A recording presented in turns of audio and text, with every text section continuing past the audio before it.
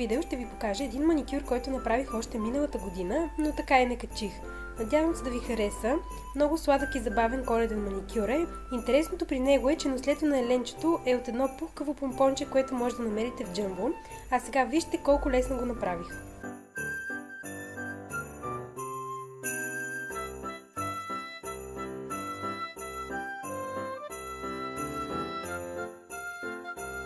Лакирала съм всички ногти с бял лак, изчаках да изсъхне и след това сложих червени точки, разположени шахматно, на всички ногти, освен безимения. На него реших да нарисувам еленче, като в следващите няколко секунди ще видите точно как го направих.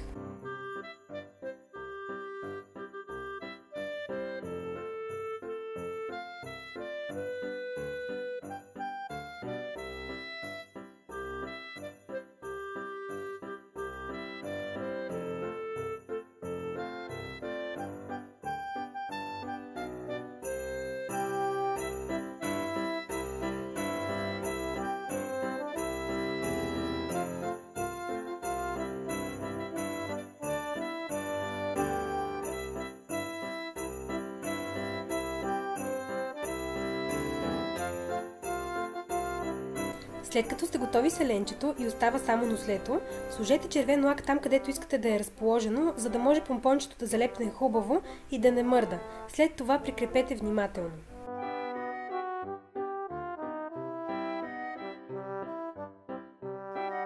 Накрая сложете и топ лак, който да направи маникюра по-бляскав и по-издръжлив. И това е.